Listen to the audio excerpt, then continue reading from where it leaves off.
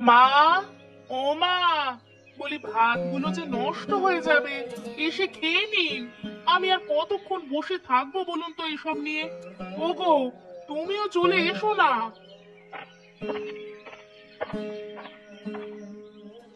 আহ, এত ডেকো না তো গিন্নি। মায়ের যখন খিদে লাগবে তখন এমনি আসবে। আমার তো আর কাজ নেই, তোমাদের জন্য সারাদিন ভাত বেড়ে বসে থাকি। বাকি সব চুলোয় যাক। এদিকে সূর্য উঠলো বলে এঁটো বাসন কোসন ধুয়ে আমি রান্না বসাবো কখন বলো তো? সে রাঁধবে ক্ষণ, এখন আমাকে ভাত দাও তো, খুব খিদে পেয়েছে, খেয়ে আবার কাজে যেতে হবে। তুমি খাও, খেয়ে আমায় উদ্ধার করো। এদিকে মা যে কখন আসবেন তা বিধাতাই জানেন। সে কি আজও পান্তা ভাত? কি করব বলো? আমারও কি রোজ রোজ এই একই খাবার পাতে দিতে ভালো লাগে? কিন্তু মায়ের যে আদেশ, সকালে পান্তা ছাড়া অন্য কিচ্ছু খাওয়া যাবে না। তাই বলে এই পেঁয়াজ আর নুন দিয়ে পান্তা খেতে হবে? সাথে তো একটা বেগুন ভাজাও দিতে পারতে। বেগুন ভাজা কি আর তেল নুন ছাড়া হবে খোকা? আর বাজারে যে হারে জিনিসপত্রের দাম বাড়ছে, রোজ রোজ ভাজি দিয়ে খেয়ে সংসার কি চালানো যাবে? এই তো মা এসে গেছে। তা সকাল সকাল কি করছিলে মা? পুঁথি পড়ছিলে নাকি? সেটা কি আর তোমরা হতে দিবে? সকালবেলা উঠে কই একটু বিধাতার নাম নিব তা না, আছো শুধু ডাকা ডাকিতে। ডাকবো না? পান্তা ভাত নিয়ে কতক্ষণ বসে থাকা যায় বলুন তো? পরে যে আবার ভাত নষ্ট হয়ে গেলে আমার দোষ হবে। হয়েছে হয়েছে মা, তোমার আর দোষ নিতে হবে না। দাও বাপু, খেয়ে তোমায় উদ্ধার করি।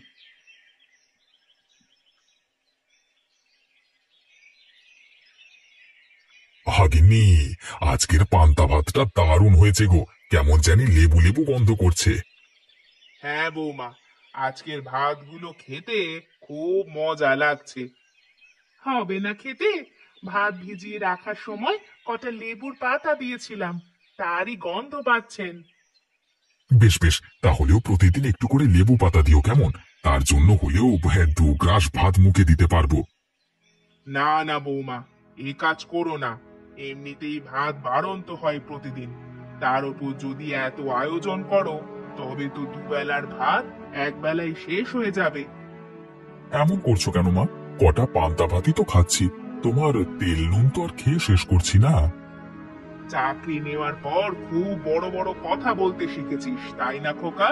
বলি সংসারে কত টাকা আয় হয় জানিস? যা নিয়ে আসিস তার অর্ধেক তো খেয়েই শেষ করতে হয় রে হতভাগা। তাই বলে পেট ভরে খেতেও পারবো না? এই যে আচ্ছা কিপ্টের পাল্লায় পড়লাম। আমার পাল্লায় পড়েছিস বলে এখনো টিকে আছিস হারামজাদা। না হলে এতদিনে বউ ছেলে নিয়ে দেশান্তরে যেতে হতো। দেশান্তরে গেলেও এর চেয়ে ঢের ভালো খেতাম মা। আধ বেটা খেয়ে থাকতে হতো না। আহ, তুমি চুপ করে খাও তো। দুপুরবেলা ঝোল করব, তখন খেও। ওই এক খাবারই রান্না করতে পারো বটে, রোজ রোজ তরকারির ঝোল খেতে হয়। ওগুলোর চেয়ে এই পান্তা ভাত ঢের ভালো। গিন্নি, আরে ও গিন্নি, কোথায় গেলে? তোমার হাট বাজার নিয়ে এলাম, দেখো তো সব ঠিকঠাক আছে কিনা। তা এতক্ষণে আসার সময় হলো তোমার? দেখে মনে হচ্ছে সারা বাজার একেবারে মাথায় করে নিয়ে এসেছো। না না, সারা বাজার আনিনি, তুমি যা যা বলেছো তাই নিয়ে এসেছি। বেশ করেছেন বাবা, ওখানে পাটি পাতা আছে, বসে পড়ুন। সকালের নাস্তা খেয়ে খানিকটা জিরিয়ে নিন। না বৌমা, এখন আর পান্তা ভাত খাবো না। রান্না হলে আমাকে বলো, হ্যাঁ, একসাথে গরম ভাত খাবো। ইস, রাজপুত্র এসেছেন, পান্তা ভাত তার মুখে রোচে না। বলি রোজ রোজ তাহলে সকালে না খেয়েই থেকো, আমারও খরচ বাঁচবে। তোমার খরচ যথাসাধ্য বাঁচিয়ে চলছি গিন্নি। প্রতিদিন 2 ক্রোশ পথ পায়ে হেঁটে বাজার নিয়ে আসি, এটা কম কিসের? হয়েছে হয়েছে, আর আদিক্ষেতা করতে হবে না। এখন দেখি তো কেমন বাজার করেছো তুমি। দেখো দেখো গিন্নি, দেখো, বেচে বেচে সব ভালো জিনিসগুলো তুলে এনেছি। আজ তুমি কথা শুনতে পারবে না। বেশ করেছো এনে। তাই পুঁই ডাঁটা গুলো কেন এনেছো বলো তো? শাক ভাজতে কতটুকু তেল লাগে জানো? আরে ভাজবে কেন গিন্নি? আরে ওগুলো দিয়ে চচ্চড়ি করবে। বৌমায়ের হাতের চচ্চড়ি খেতে যা মজা লাগবে না। ইস, চচ্চড়ি খেয়ে একবেলায় সব সাবার করতে চাইছো, তার হবে না। শোনো বৌমা, এই পুঁই শাক দিয়ে দুপুরে তুমি ঝোল করবে, যাতে ও বেলা খেয়ে রাতেও সবাই খেতে পারে। সে কি, এই পুঁই শাকের ঝোল দিয়ে দুপুরে খেতে হবে? হ্যাঁ, এখন থেকে ঝোলই চলবে। আনাজপাতির যা দাম, দুবেলা ঝোল না দিলে সংসার চালানো যাবে না। বেশ বেশ, তুমি যা ভালো মনে করো তাই হবে।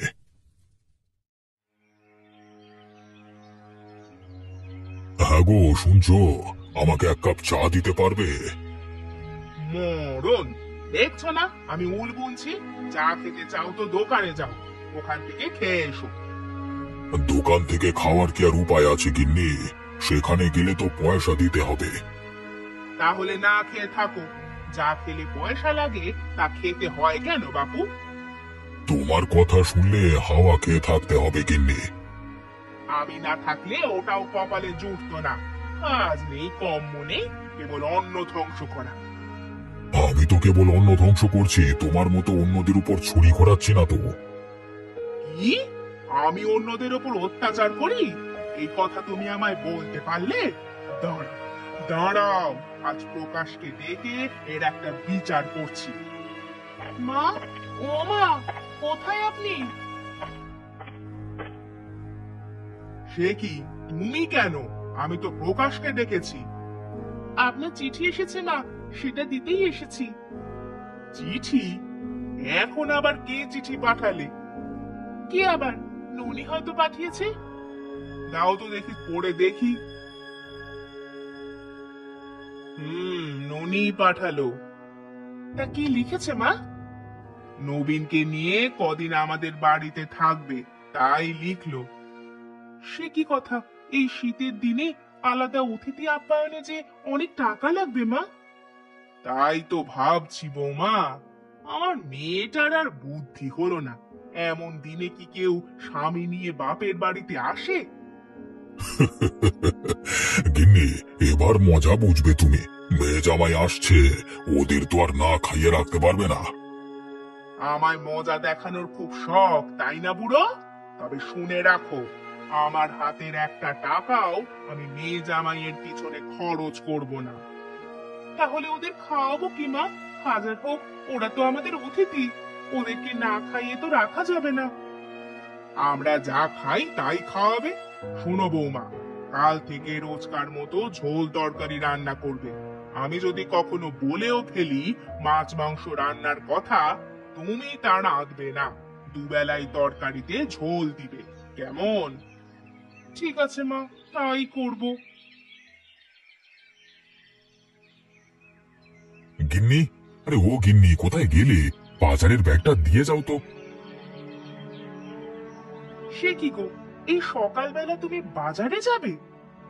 আজকে ননি এবং নবীন আসবে, ওদের জন্য কিছু নিয়ে আসি। তরকারির ঝোল দিয়ে তো আর অতিথি আপ্যায়ন করা যায় না। বাজারে যাবি তা হাতে টাকা আছে তোর? আমি কিন্তু 1 টাকাও দিতে পারবো না। সে নিয়ে তোমাকে ভাবতে হবে না মা, চাকরি করে কিছু টাকা আমি জমিয়েছি, সেখান থেকে আনবো। ও, এই কথা? তাহলে তুই পুরো মাসের মাইনে আমার হাতে দিসনি? আমিও তো বলি, ছেলে আমার এত কম টাকা দেয় কেন? এই টাকায় কি সংসার চলে? এর চেয়ে বেশি দাম দিলেও তুমি তরকারির ঝোল খাওয়াতে মা, তার চেয়ে কম টাকায় খারাপ খাবার খাওয়া ভালো নয় কি?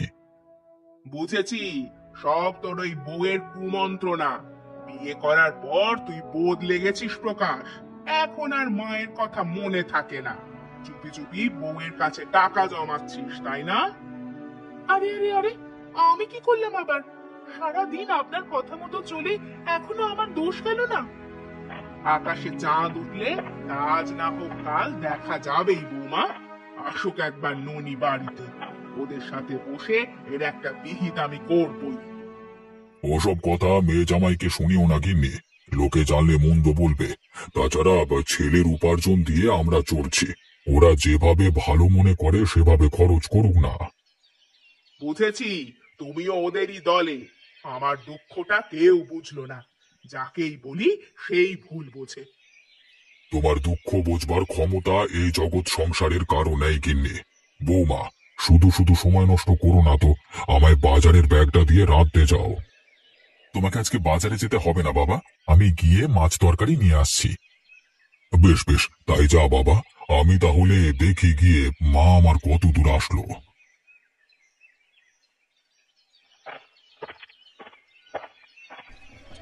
আরে আর কত দূর গিন্নি, অনেক পথ তো এলাম, এখনো তোমাদের গায়ের দেখাই পেলাম না।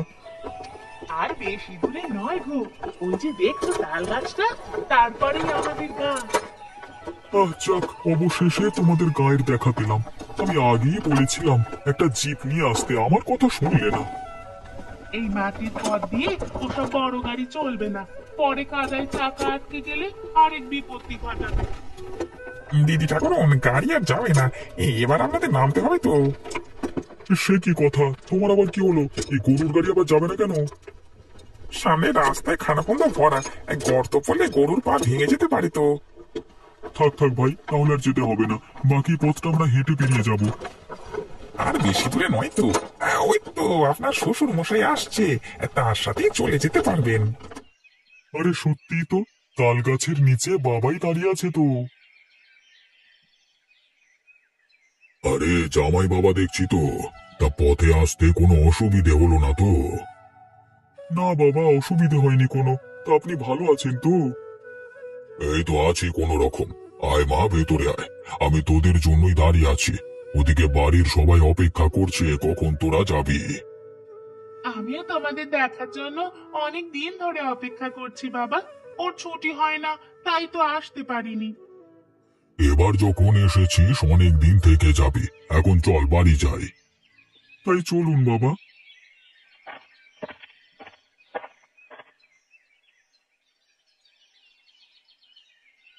খাও ভাই খাও, অনেক পরিশ্রম করে এসেছো, কে বিশ্রাম নাও। আমাদের জন্য কি এসবই রান্না করেছো বৌদি? আর কিছুই নেই? এবেলা শাক আর ঝোলই করেছি ননি।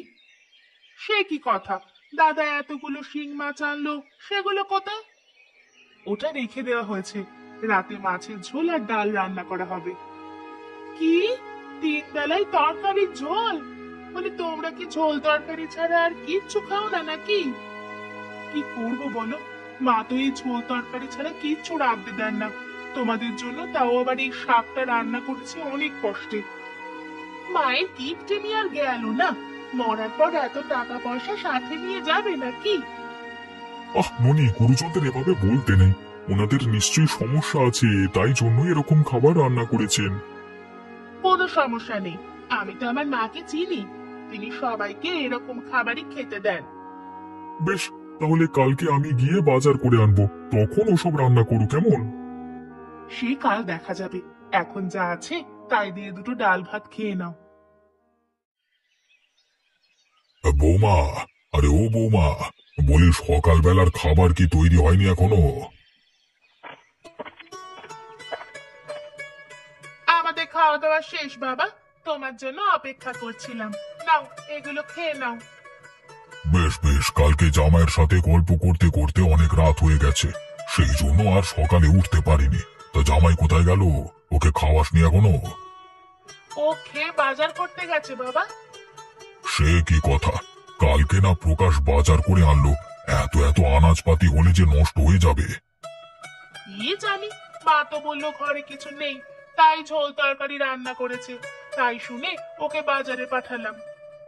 তোর মায়ের স্বভাবটা আর গেল না, নতুন জামাই এসেছে, তার সাথেও কি কিপটামি করতে হয়? সেই নিয়ে তুমি চিন্তা করো না বাবা, আমরা নিজেরাই হাট বাজার করে নিব, তখন আর মায়ের কষ্ট হবে না। তা কি আর হয় রে মা, এতদিন পর জামাইকে নিয়ে এলি, আমাদেরও তো কিছু খাওয়াতে মন চায়।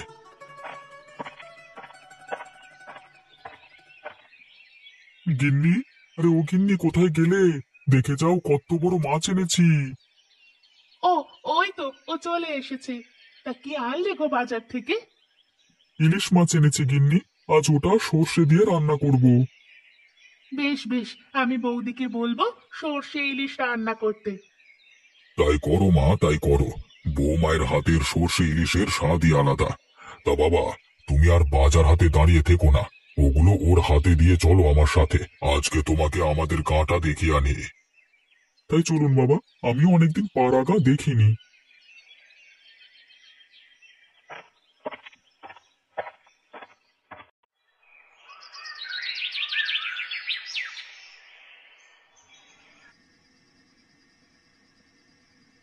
নিন বাবা নিন, আর একটু ইলিশের ঝোল নিন।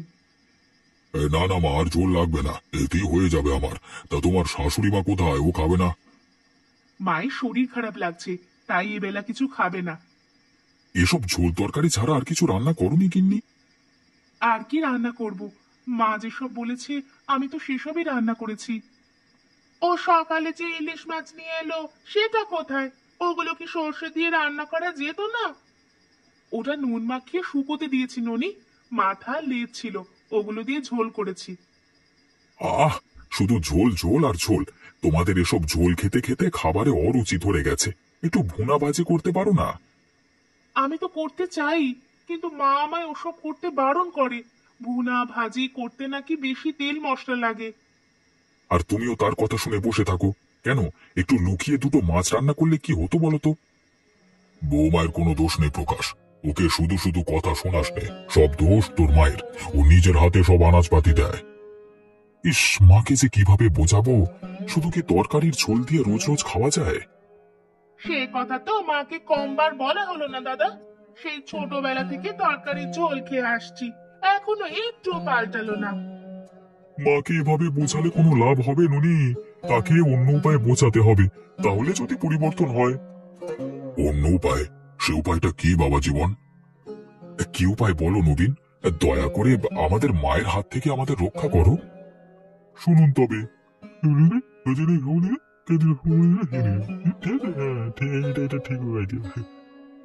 বেশ বুদ্ধি এনেছো বাবা। এই উপায়ে কাজ করলে তোমার শাশুড়ি মাকে সাহায্য করা যাবে। হ্যাঁ বাবা, তাহলে মাও ভালো কিছু খাবে, তার সাথে আমরাও খেতে পারবো। বেশ তো, তবে কালই আমি গোপাল ডাক্তারকে ডেকে আনি। হ্যাঁ দাদা, তাই আনুন, বাকিটা আমি দেখছি। হয়েছে, সেটা কাল সকালে দেখা যাবে। এখন সবাই খেয়ে আমায় উদ্ধার করো বাপু, এঁটো বাসনগুলো আবার ধুয়ে রাখতে হবে।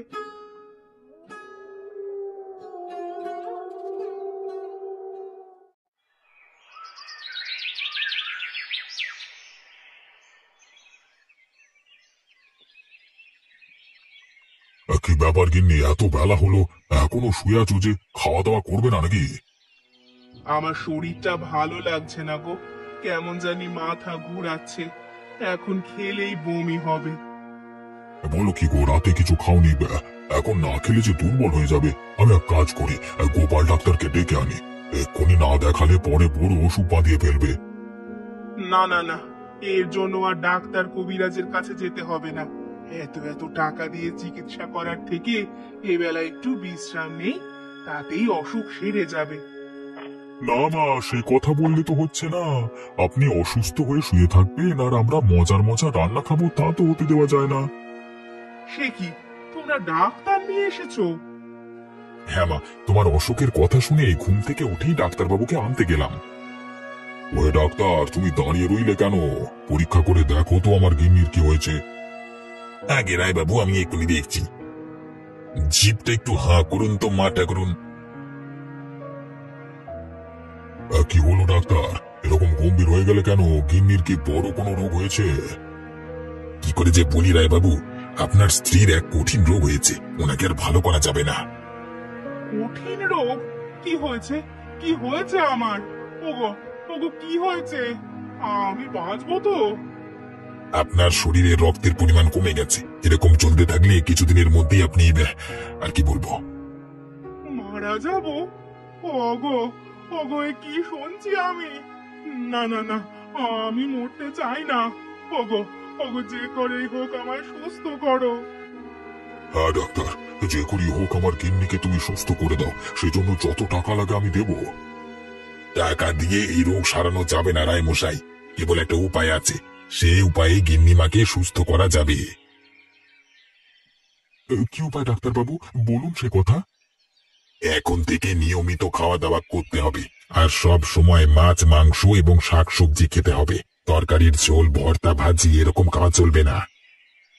ওগো, এ কি বলছে উনি? প্রতিদিন মাছ মাংস খেলে যে দুদিনে ফকির হয়ে যাব। সে নিয়ে তুমি ভেবো না মা, আমরা থাকতে তোমার খাবারের অভাব হবে না, তুমি কেবল খেয়ে যাও। হ্যাঁ মা, আজ থেকে আপনি মন ভরে খান, টাকার জন্য কোনো চিন্তা করতে হবে না। টাকার চিন্তা করেছেন তো মরেছেন, মনে রাখবেন সুস্থ থাকতে হলে পর্যাপ্ত পরিমাণ খেতে হবে। বেশ বেশ, আপনি যখন বলছেন তাই হবে। এই শুনো, আজ থেকে এই বাড়িতে তরকারির ঝোল একেবারেই বন্ধ। এখন থেকে মাছ মাংস শাক সবজি সব ধরনের খাবার রান্না করবে। ওসব মুখে বললে হবে না, এক্ষুনি রান্না করে খেয়ে দেখাতে হবে। সে নিয়ে আপনি ভাববেন না ডাক্তার বাবু, মা যখন একবার বলেছেন তো আমরা প্রতিদিন এমন খাবারই রান্না করব। এর মধ্যে তোমরা রান্না বান্নাও করে ফেলেছো বৌমা? হ্যাঁ মা, ডাক্তার বাবুর কথা শুনেই আমরা সব তৈরি করে নিয়ে এসেছি। বাবা বাবা, তোমাদের এত তাড়াতাড়ি কাজ করতে তো কখনো দেখিনি। আজ থেকে তরকারির ঝোল বাদ দিয়ে ভালো মন্দ কিছু খেতে পারবো, সেই খুশিতে সব তাড়াতাড়ি রান্না করেছি মা। ঠিক আছে বৌমা, আজ থেকে তবে এভাবেই কাজ করো, আমিও আর কোনো কিপটেমি করব না। বেশ বেশ, গিন্নি তাহলে রাজি হয়েছে, এখন আর খাবারের কোনো অসুবিধে হবে না, কি বলো ডাক্তার? সব আপনাদেরই মর্জি, আমি তো কেবল ওষুধ দিয়ে গেলাম। আপনার এই এক ওষুধই কাজ হয়েছে ডাক্তারবাবু, এই নিন আপনার ফিটা। বেশ বেশ, তবে আমি এখন যাই। হ্যাঁ, আর কোনো সমস্যা দেখলে জানাবেন, আর একটা ডোজ দিয়ে যাবো।